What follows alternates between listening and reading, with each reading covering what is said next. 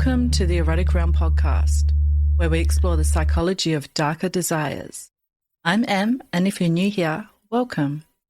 I'm a psychosexuality nerd with a background in psychology, sociology, medical science, and Tantra. I'm also in a 24/7 collared relationship, and I'm passionate about humanizing kinksters. Join me here for in-depth one-on-one conversations as we explore the fascinating world of eroticism, one erotic realm at a time. If you love what we're doing here in the Erotic Realm, I'd like to ask you a quick favor. Can you follow and rate the show on Spotify? It helps the show reach more people like you. And if you haven't yet, I'd love if you could subscribe to my Substack, Psychology of Desire. This is where I go even deeper into the science of symbolism, of desire, archetypes, and erotic evolution. You'll get access to articles, unique surveys and research, and behind-the-scenes access to everything we're building. Visit psychologyofdesire.substack.com. I'll see you there. And now for today's episode. Before we get started, I have a quick idea to run by everyone. I'm thinking of starting up speed dating for kinksters online. I would love to help people find their kinky partner. And at the moment, I'm just gauging interest and seeing how many people would be keen for kinky speed dating. So if this is something that interests you, I'll put a link in the episode description for a form that you can fill out to show your interest. I collect a little bit of information about you and what you're looking for. And once I receive enough interest, I will let you know next steps. It's really exciting. I'd love to help you find your kinky partner if that's what you're looking for. I have some exciting news to share. The Erotic Realm has officially signed with True Native Media. This means ads are coming to the podcast. So for the next few months, they won't be host-read by me. Part of the deal is that the network will be running their own ads during this early stage.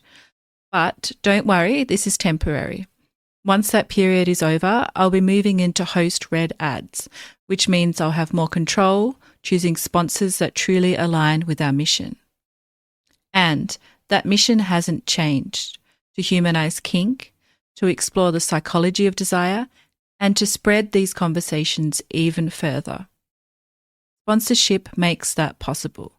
It allows me to keep producing high quality, taboo-breaking content, and it helps this podcast grow beyond what I could do alone. So, thank you for bearing with me during this transition, and thank you for being part of this journey. Every rating, share, and subscription fuels the reach of the Erotic Realm. And this is just the beginning. Now back to the show.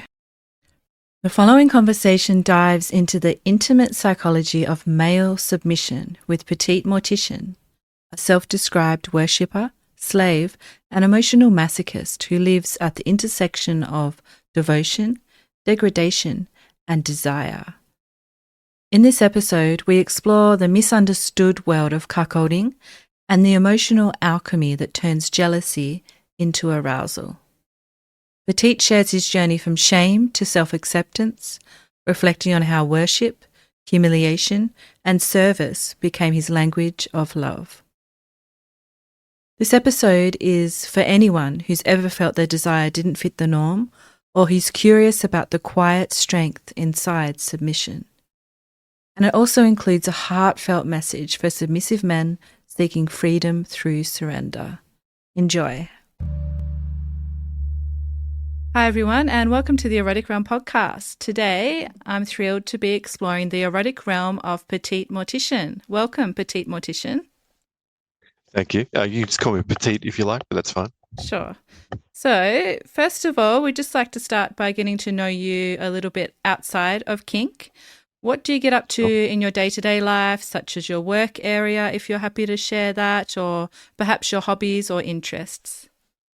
So I'm pretty heavily involved in improv comedy and also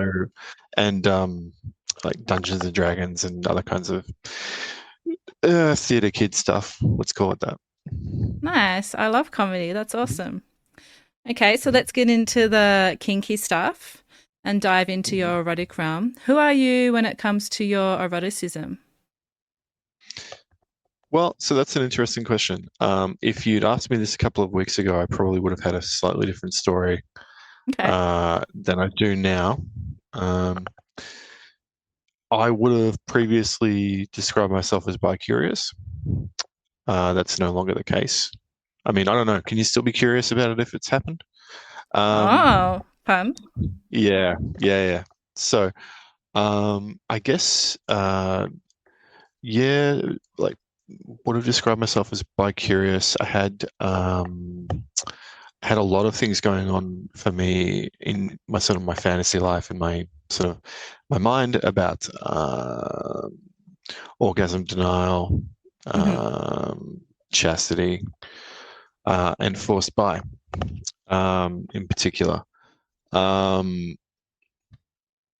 Chastity mostly just because I don't know what it's like for most guys, but when I do arrive there, when I climax, my brain pretty much immediately decides to start making like shopping lists and things like that, which can really take me out of something. And it's also not always the most, I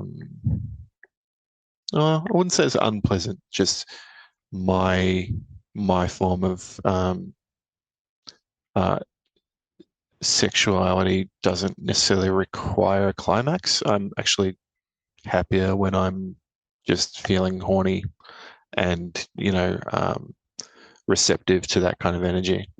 Hmm. Does that make sense? Yeah, it does. I'm curious about what you said happens for you after climax. You said you almost become very practical. You start doing shopping lists. Yeah. Well, I mean, I'm maybe making a bit of a joke of it there, but yeah, the mind definitely does start to sort of shift pretty quickly for me. Hmm. Um, I mean, I'd like to say at least I don't like immediately fall asleep or anything like that, but there is like a switch that's flicked that just Hmm. changes how I perceive myself and how I perceive the situation. I mean, things that I would have found um, incredibly exciting before climax suddenly maybe aren't so hot afterwards. Not Mm. like there's any kind of shame or anything, but just that they change a lot.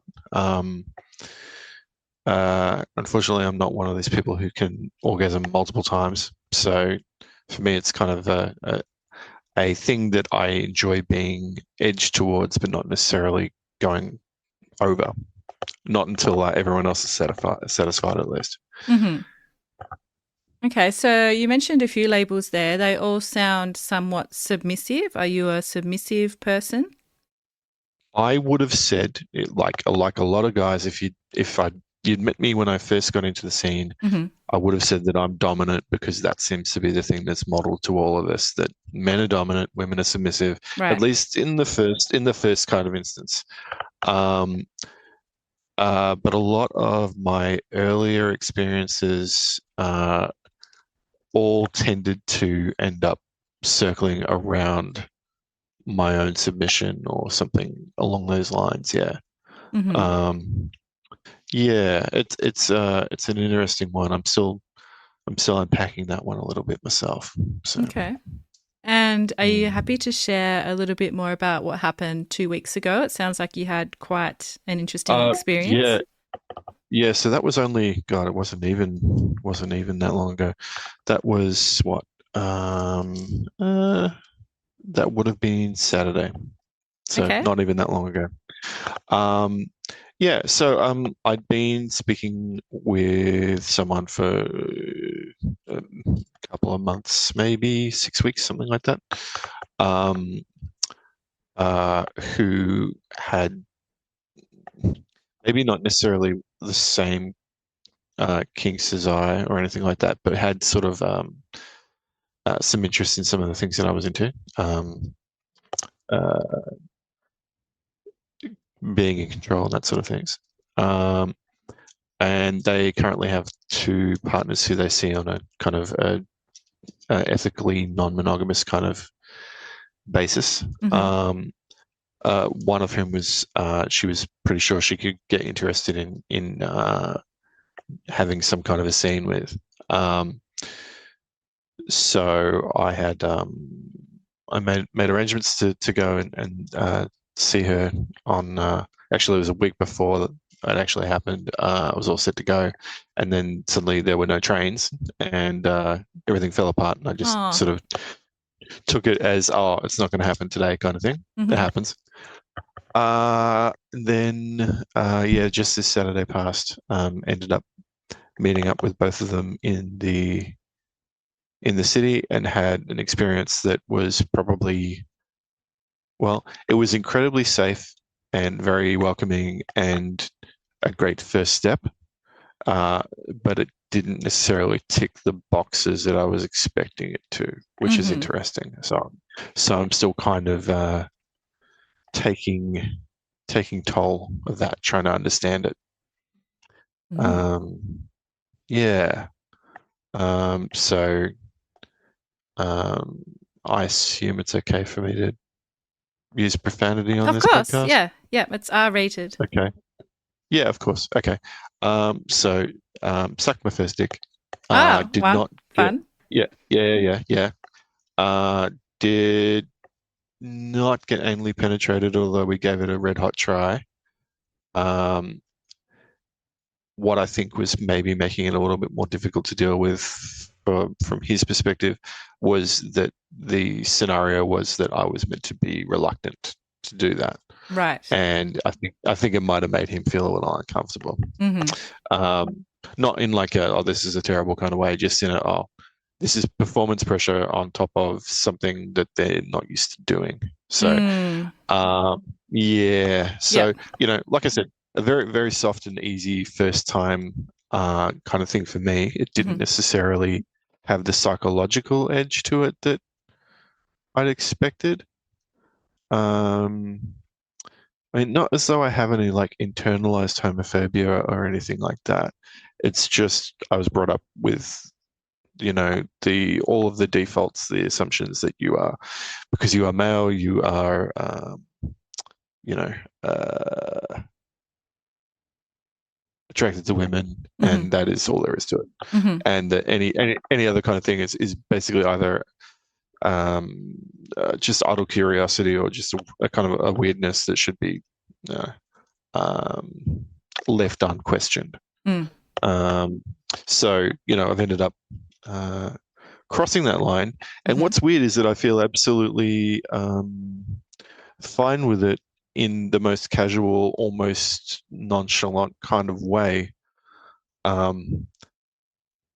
which is really interesting, but it's also probably killed my sex drive in a weird way. Did you say it's killed your sex drive? Yeah. Yeah. Oh, there's a little bit of feedback at the moment. Yeah, well, like the taboos and things that I would normally be enjoying, at least like mentally, kind of ideation and stuff like that, doesn't work anymore. Not in the same way. Okay. Well, it's only been a few days, so. Yeah, I know. Yeah, so it's interesting though, because I've crossed that threshold, I can no longer incorporate it as fantasy. Yes. If you know what I mean. Yes, this age-old question: if we should explore our fantasies or leave them as a fantasy. Yeah. They say you should never meet your heroes either. It's the same kind of thing, you know. Yeah, I mean, all in all, absolutely positive experience. But I came away from it feeling somewhat, well, not deflated, just almost ambivalent. Well, it sounds like there was more that you're wanting to explore, perhaps, that didn't happen. Well, I guess I was expecting it to feel more coerced and more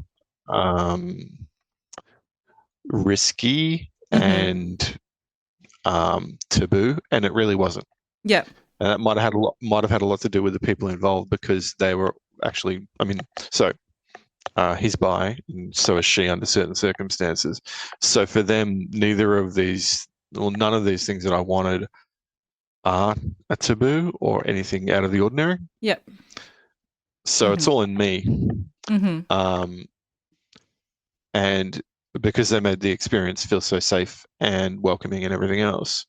Um, it was just sort of nice and cozy and Hmm. not not at all what I was expecting. Right. Well, maybe that's Uh, something you can build up to once you build a bit more trust between whoever's I involved. suppose so. Yeah. I suppose so, but it's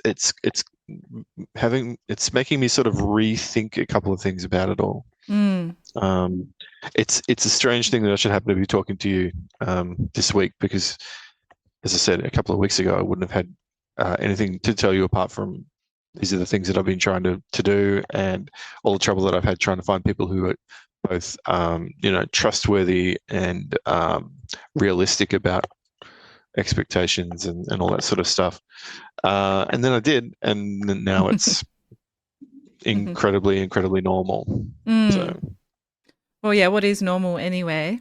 I'm curious, how long have you well, been yeah, wanting to explore this part of yourself? Has it been for quite some time?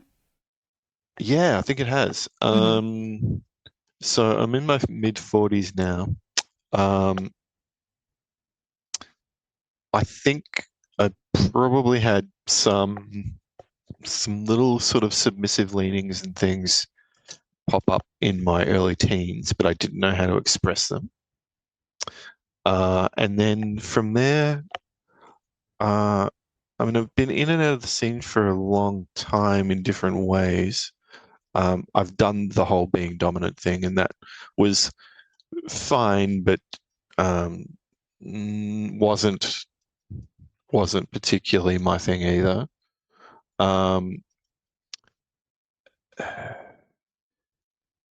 the chastity thing and all that kind of comes from maybe it's all compensatory and trying to make it like it's more about how do we put it like feeling inadequate about sexual performance anyway, so why not turn that into a taboo or into Mm. a kink Hmm.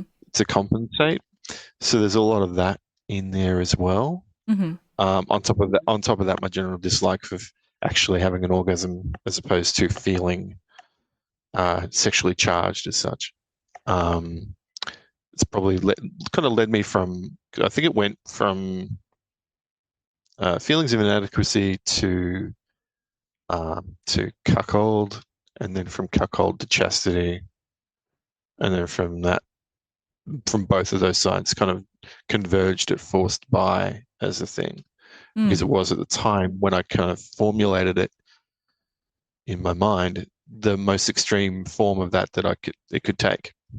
Right, Hmm. that it's completely not complete denial of my own sexual pleasure, interests, all that sort of stuff, totally focused on someone else's, Mm. um, which is great. And I still would really like to be able to explore that side of it. But what I'm finding now is that um, the humiliation part of it, or like the negative quote unquote parts of it, the more risky parts, I may not be able to do them ever again. I'm not really sure. Mm.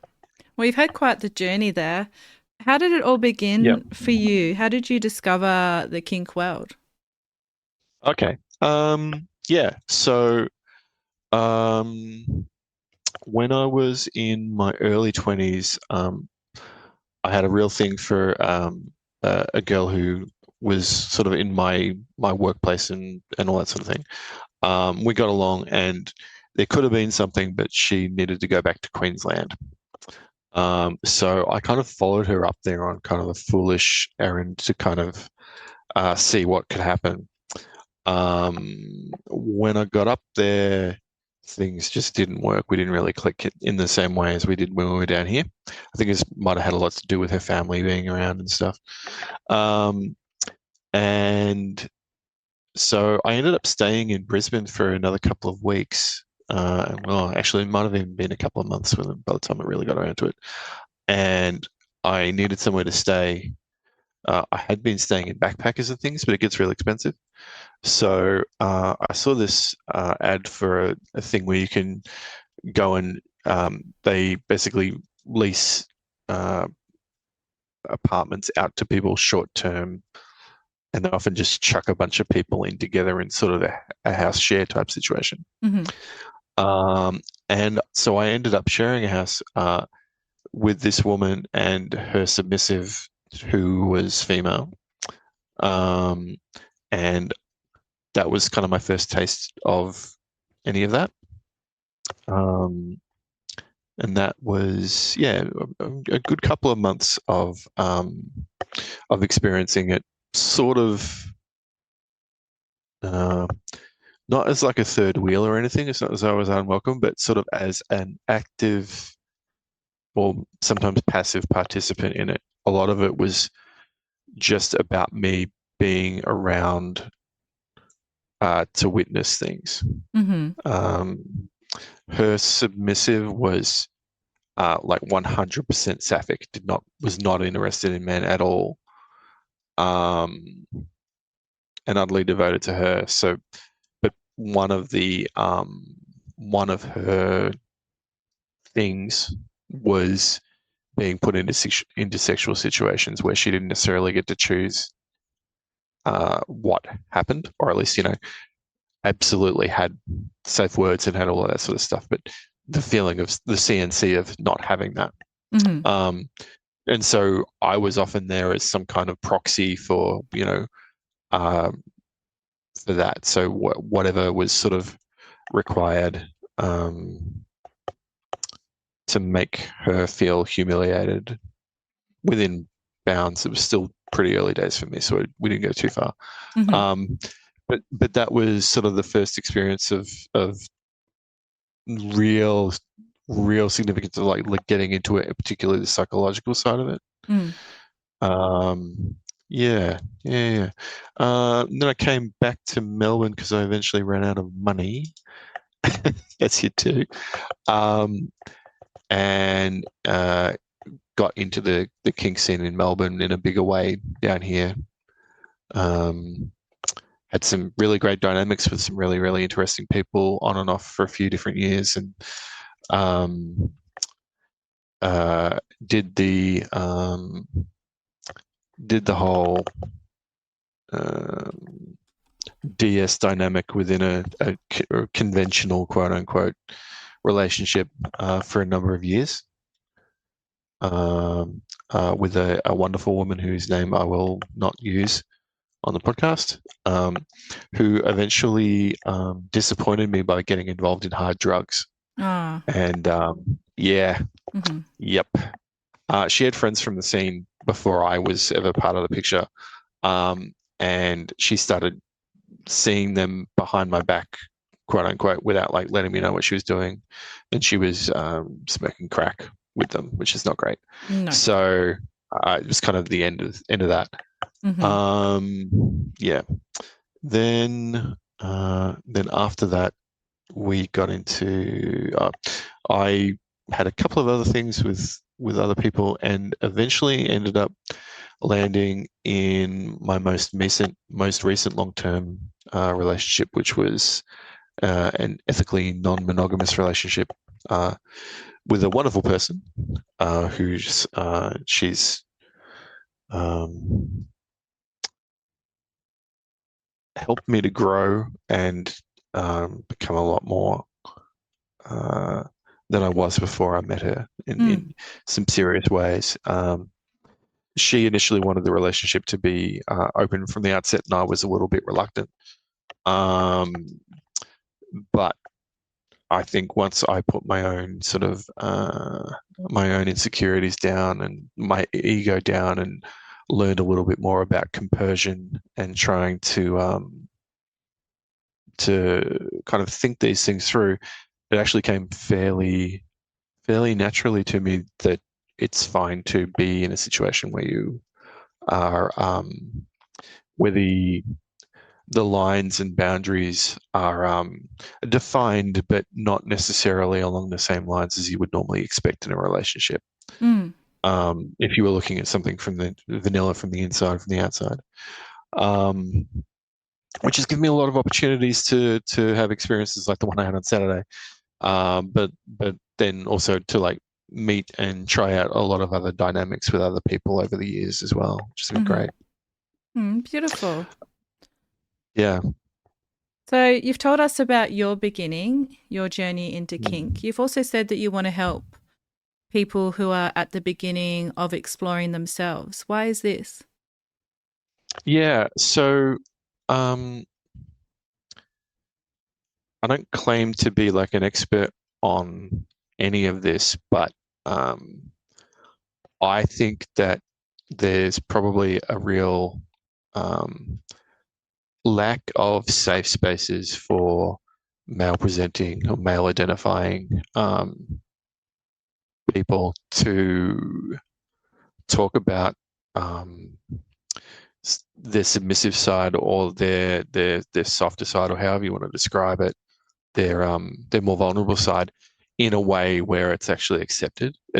My experience overwhelmingly within the kink community over the years has been that there's still a lot of hugely heteronormative things that come up, um, where a lot of men are in a position where they have to either stick to some very classic, quote unquote, normal masculine kind of presentations of themselves, or strictly identify as queer, which for some guys is probably a bit of a complicated thing because they might not necessarily be as interested in that or willing to kind of have that label put on them. So I guess what I'm kind of trying to say here is that there's a lot more room for the nuance that a lot of guys might be feeling while they're trying to work their way through all of this, and that you're not alone, and that that it's all right to be talking about all of this stuff. And I would hope that they'd have people around them um, who can support them, and if not, that they can seek them out, and you know, because I think there's a lot of like internalized kind of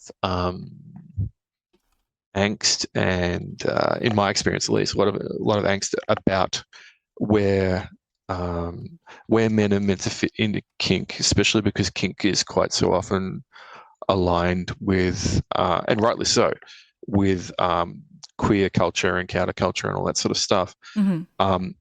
Coming to it as a quote unquote relatively straight white guy, it's pretty easy to feel like you're an imposter, or that like your perspective hasn't got anything unique to share with the rest of the community because you are such a default. Right. Yeah, it's. I guess I'm just, and please don't think I'm trying to be like like men's groupie kind of any of No, that you're not toxic coming across masculine like that at bullshit. all. No, okay. I think there's room for a bigger discussion about how to be like a better kind of male presenting person in kink, in a way that's respectful of everyone else, obviously, but also respectful of your own place in it, as to sort of reduce that the cognitive dissonance that can come along with all of this stuff as you're trying to figure out where you fit. I'm, as I said, I'm in my mid-40s. There's part of me that regrets that I couldn't get on board with all of this stuff sooner, because I've missed some experiences I could have had in like when I was younger, when I had a little more energy and a little bit more kind of ability to stay up all night, frankly. I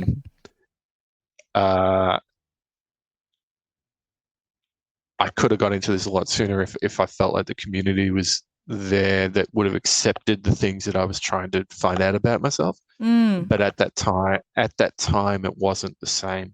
We're talking like 10 years ago. It just wasn't as acceptable to be involved in kink. It certainly wasn't as though I knew a lot of people outside of going to specific kink events. Like, we didn't hang out anywhere else but those. That's changed quite a lot in the last few years.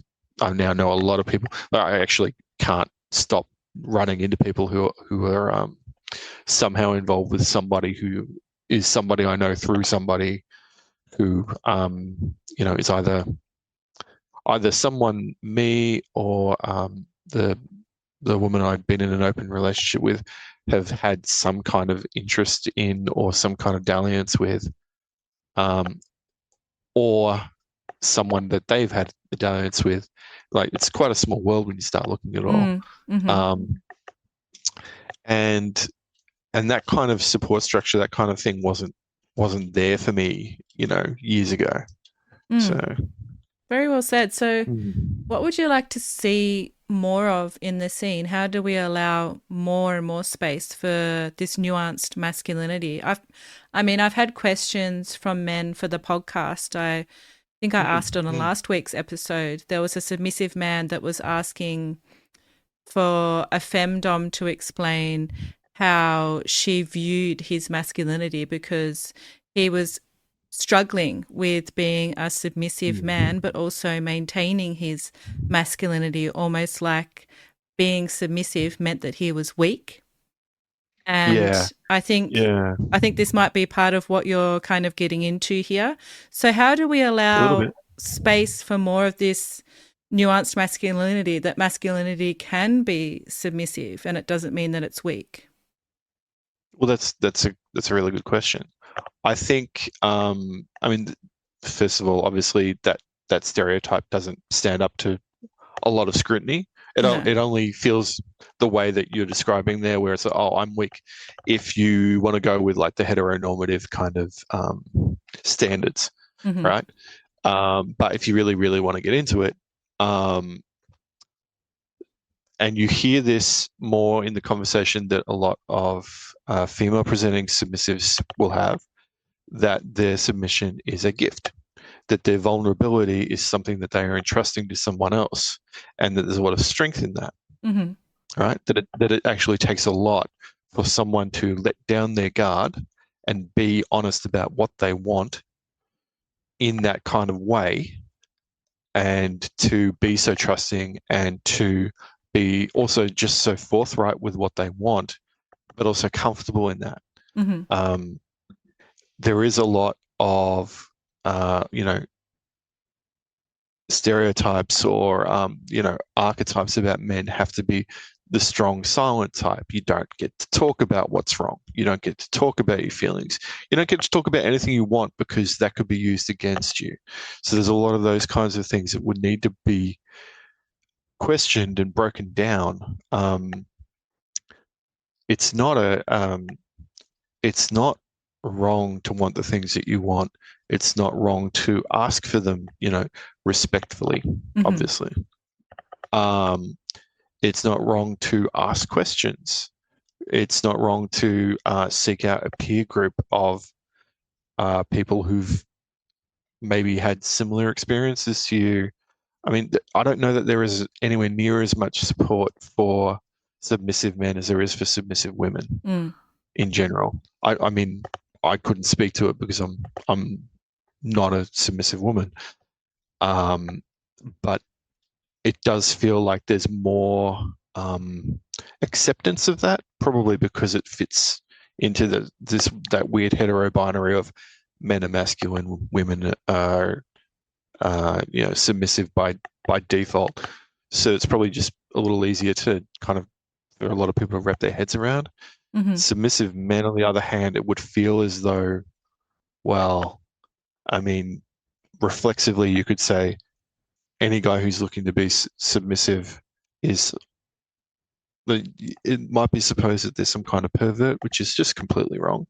Or at least, if you are, then everyone is, if you want to get into it. Yep. And then beyond that, you've also got issues around, what does a submissive masculinity even look like?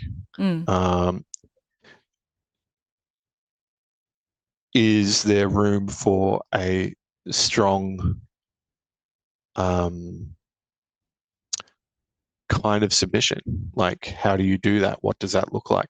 I'm not saying I necessarily have the answers to that, but I think that these conversations need to be had, and there isn't enough sort of peer-led stuff around this at the moment, Mm. as far as I can tell, or at least I'm not finding it. So, Yeah, I'm trying to think because I know of quite a few men that are teaching dominance. I don't know if I've seen any submissive men teaching how to be a submissive. yeah.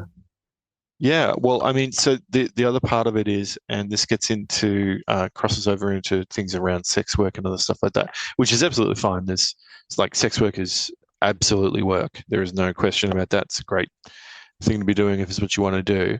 But there is this thing that happens with a lot of submissive guys who are looking for femdom, where they are treated as though the only path for them is through some kind of financial arrangement, Mm-hmm. that it either needs to be a FinDom scenario, which I'll be honest, my experience with that is mostly people just trying to take advantage of that. I'm sure that there are genuinely some really great femdoms out there who can do it in a respectful and fine way, but more and more, particularly on dating apps, you're just seeing like an absolute deluge of very quickly and hastily thrown together profiles that are literally just there to try to get money out of men, Mm-hmm. and that's really discouraging and makes me, I don't know how other guys feel about it all the time, but makes me feel like I've been commodified, and as though there's something wrong with the things that I want. So the only way that I could get them would be to purchase them, Mm. right? Which is it's cheapening the experience, but it's also making any guy who wants that kind of thing feel potentially really low and shamed about what they shouldn't be shamed about. Yeah, it's this weird thing. It happens quite a lot. I mean, I've given social media and stuff a break for a little while, but when I was on dating apps up until a couple of months ago, yeah, I would be matching with people who would make the minimum amount of effort to ask me questions about myself, and would essentially just be trying to set up either an OnlyFans subscription or whatever else, or just flat out saying you have to pay, Mm-hmm. and that's when you're actually looking for somebody who you can trust to have this kind of dynamic with, is incredibly, incredibly frustrating. Yep. And I do recognize that women on the internet get inundated with dick pics and idiots saying stupid shit and being disrespectful. I recognize that. But there are plenty of us guys who aren't that, Mm-hmm. who, if you actually got to know us and sat down and, found some common ground, would actually be, amazing people to be around. I Mm-hmm. think so anyway. Yeah, Um, this is one of the reasons why I'm trying to put together some kinky speed dating virtual events, because I recognize yeah, the need for something absolutely. different, a different space for kinky people to meet that's not necessarily a kink event. Yeah, That's, yeah. munches are also great. Like, Mm-hmm. nothing wrong with a munch. That they're really good too. Unfortunately, they nearly always turn into sausage fests, and there's still the same issue uh, with the default submissive woman, dominant man kind of thing that comes up a lot. Okay, so I have a follow-up question about what it's like being a submissive man in kinky spaces. So, obviously, I've never had that experience of entering a kink event as a submissive man. What is that like? Do you feel like you're able to speak to other submissive men or seek them out, or is it more of like a lonely experience? Do people come up to you? What happens?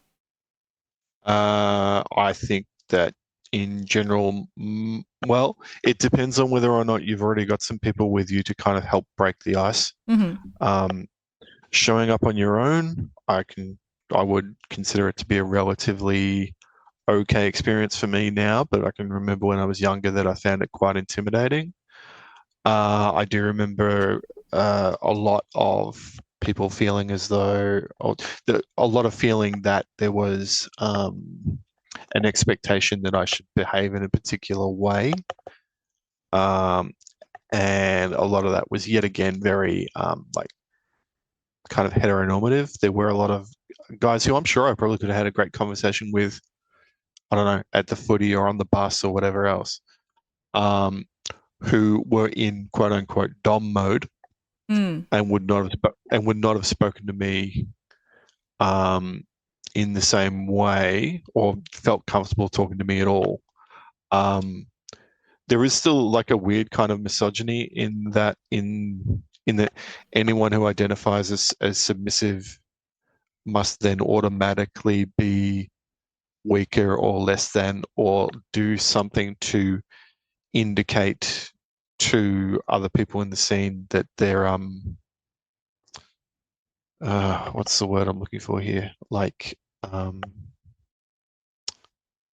they're taking that role, that they're being submissive, even though like there's literally absolutely no reason why someone can't be completely forthright, confident, strong-willed, give as good as they get, and also have a submissive side. Mm-hmm. It's Yep. kind of like a weird expectation that you're going to match type, if you know what I mean. Mm-hmm. And I think that also generally makes it just a bit harder for men in general to talk talk to people just out of hand without being scrutinized in terms of, oh, well, yet again, it's like I was saying with the dating profile stuff. When you're a guy in that scene in the like at a kink event, whether it's provocation or something else, people look at you a certain way when you're a man, and if you start talking to people, they look at you as though, oh, are you safe? Are you saying something that I'm interested in? Are you wanting, like, are you just being like a sex pest, or is this flirting, or is this just genuine friendliness? Mm-hmm.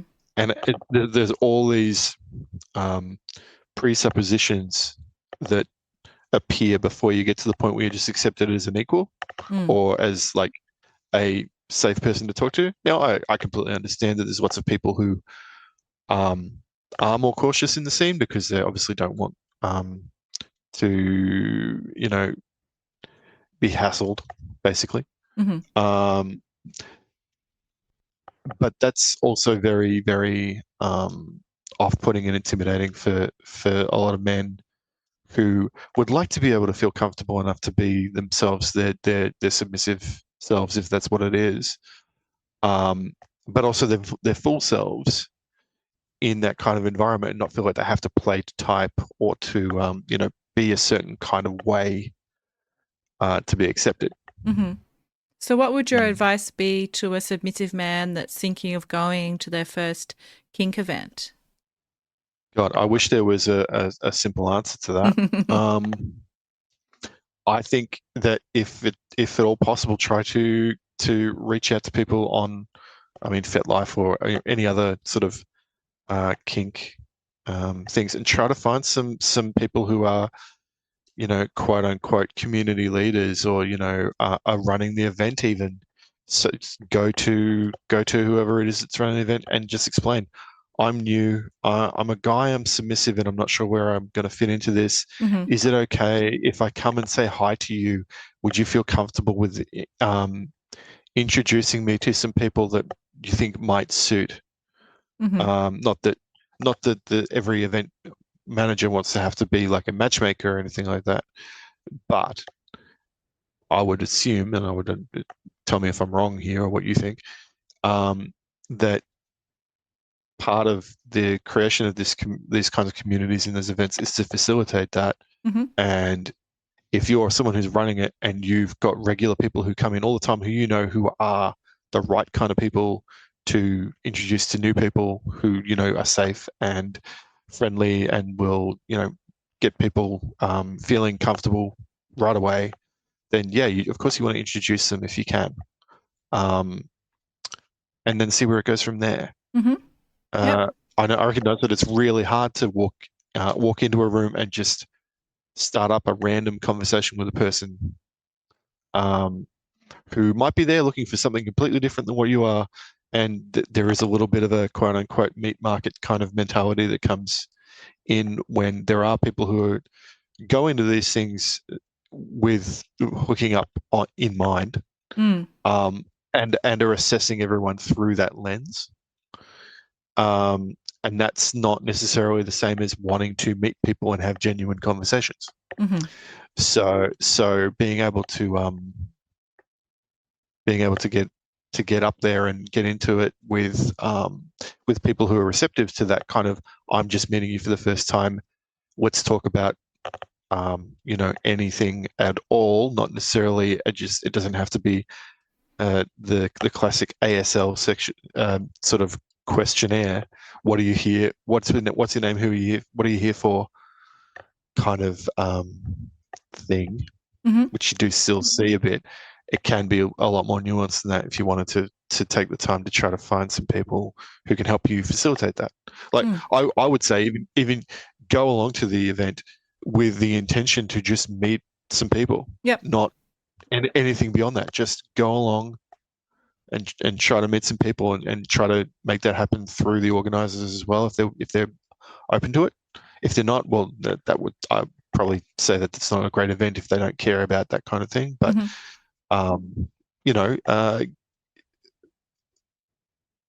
go to it with that kind of mindset. Very relatively low bar for entry, right? Don't make it so. Don't say you're going to go and you're going to meet someone, you're going to hook up, and you're going to do this and you're going to do that.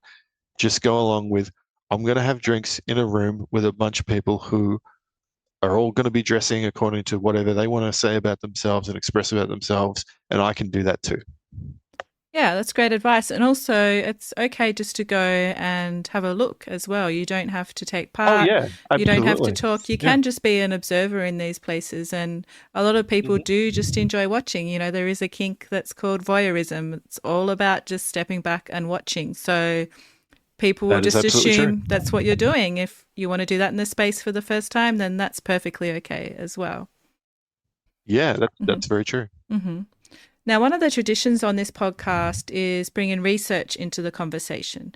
So I came across a 2021 article titled Cuckolding and Troilism: Definitions, Relational and Clinical Contexts, Emotional and Sexual Aspects, and Neurobiological Profiles.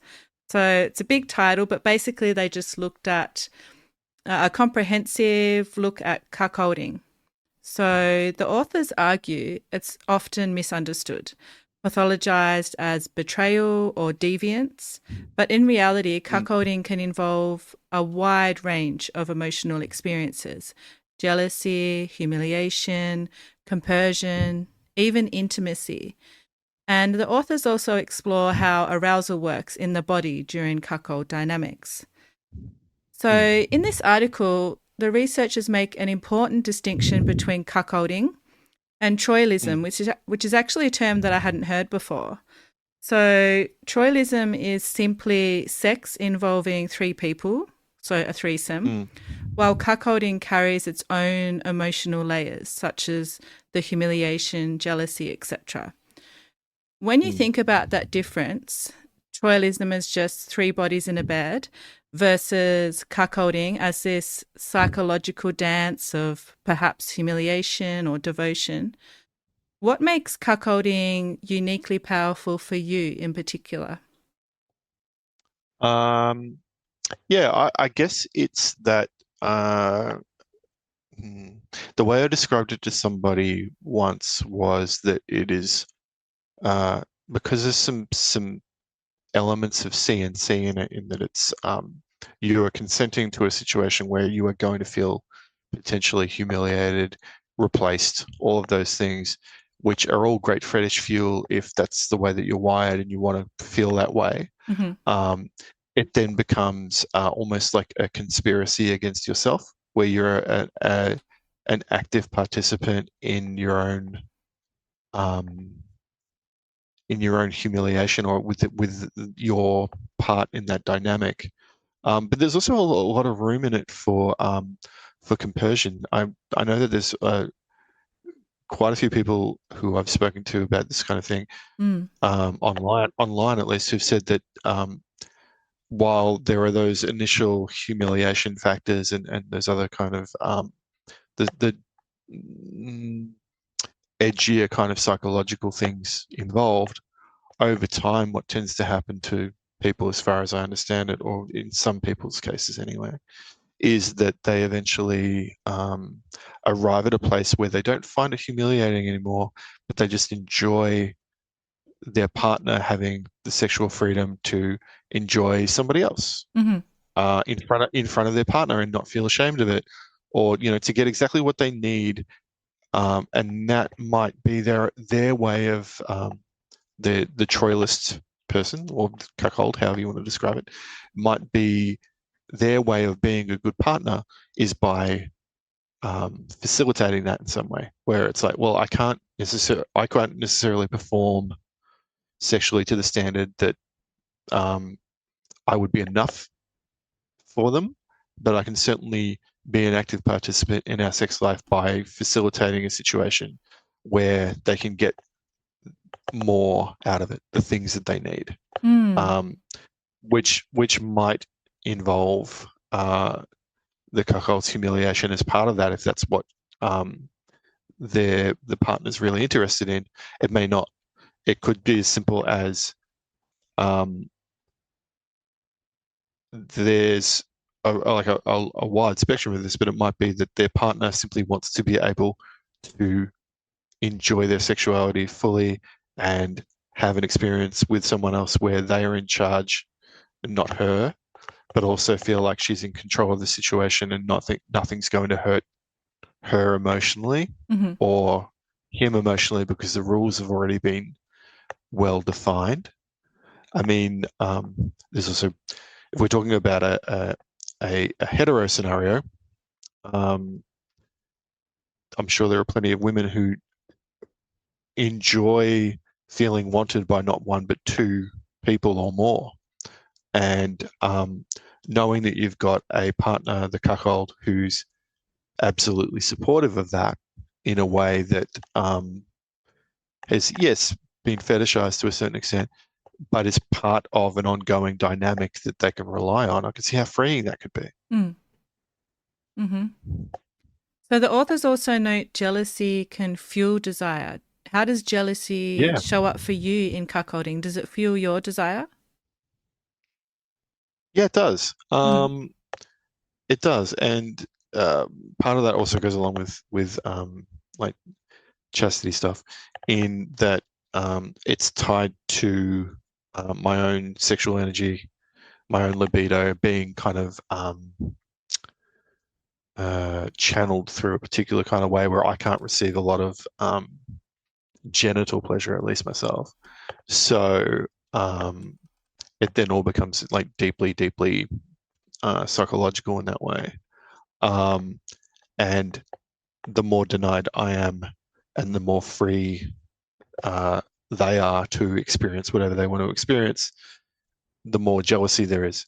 And then there's always the opportunity or the possibility that after all is done and we're alone again and it's just me, the cuckold, and my partner, or dominant, however you want to describe that, there's an opportunity for a little bit of reclaiming of being able to express that jealousy in some way, not necessarily completely sexually. It might be just like really attentive aftercare, or it might be something sexual, but yet again, it could still be very, very one-sided. But the jealousy is what's kind of fueling that, because there's a need uh, to reclaim or to reconnect. Mm. Mm-hmm. Does that make sense? Yes, it does. Very well said. So the paper also stresses depathologizing cuckolding and understanding it as Mm. more of a normal part of sexuality. It's just something that some people are into. Do you feel understood when you share this kink with others, or do you still feel like there's a lot of stigma around it that shadow your experience of sharing? Um, uh, with the few people who have really shared the real deep, intimate details of it, for the most part, people have been very supportive. Mm-hmm. Um, there was one person who I was seeing for a while who I expressed all this to, and they essentially shut our relationship down because they couldn't process it in a way that made sense for them, Oh, and felt like I was, um, not necessarily like that I was unsafe or anything, just that I was so far from what they considered to be, um, the norm, that they right. couldn't really get on board with it, which is Mm. disappointing. Yeah. But at the same time, I mean, I'm not gonna.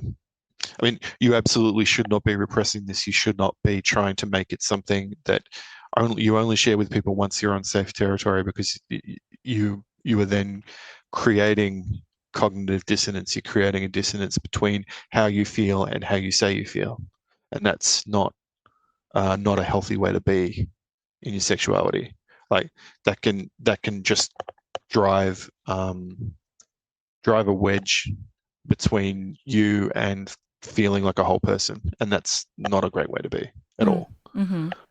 Um, so yeah, I mean, I've shared it with some people and they've understood it immediately. Other people have understood that it's a turn on and that it's kinky, but they don't see the dynamic of it being a big deal, typically because they're in a poly or ethically non-monogamous relationship already. So for them, the relationship boundaries are also very different anyway. The idea that you might go and have, sexual contact, or some kind of a relationship of some kind with another person, is very normal for them. So there's not necessarily any shame or edginess or anything to it that would fuel it becoming like fetishized.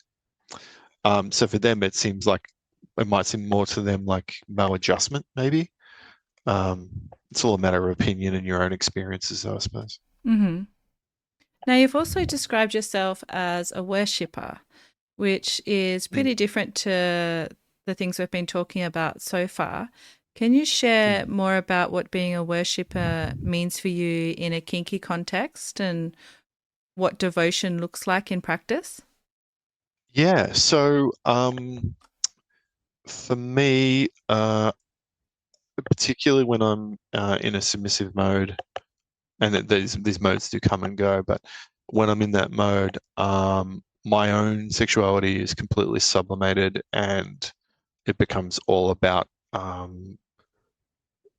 the other people in the room and their experience, and what I can do to heighten that, to enhance it. Um, and my own enjoyment is, um, you would best describe it, um, by proxy, in a certain Mm. kind of way, Mm-hmm. where I'm excited, I'm happy if they're happy, if they're getting what they want out of it, if there's something that I can do to excite them in some way, if there's something that I can do that, might put me in a position where I can feel more, sometimes more humiliated or more cared for. It really depends on how I'm feeling in the moment. Um, then I'll absolutely do that, and I guess that's what I mean by worship. That, it is about them, not about me, Mm. to a very, very large extent. Um, so much so that, like, I mean, most of my sexual encounters with people, I do not have an orgasm and don't even go into it with the intention that that's even on the cards. It's literally about what I can do to feel good by making someone else feel good. Beautiful. Now, as part of our conversation today, I asked you to bring along something to share, such as a quote, book, or movie that's influenced your eroticism. Can you share with us what you've brought along today and how it's shaped your erotic realm? Okay, so this is less of a quote or anything from a movie or a book, but a number of people through my life have said something along these lines, and I've kind of refined it down into a kind of a mantra. It particularly kind of comes into practice when we're talking about ethical non-monogamy or being able to share your sexuality and share your sex life with more than one person. And that is that if you truly care about someone, you want their life to be as exciting and fulfilling as it could be. And it is ego as well as a bit of insecurity to expect that you can fulfill someone completely. It's a much more rational way of looking at it to say that practicing compersion, that you can love someone so much that you just hold them with the very lightest of grips, like just the very lightest touch. And that's a much better way to keep that person in your life for as long as it makes sense for them to be there. Right?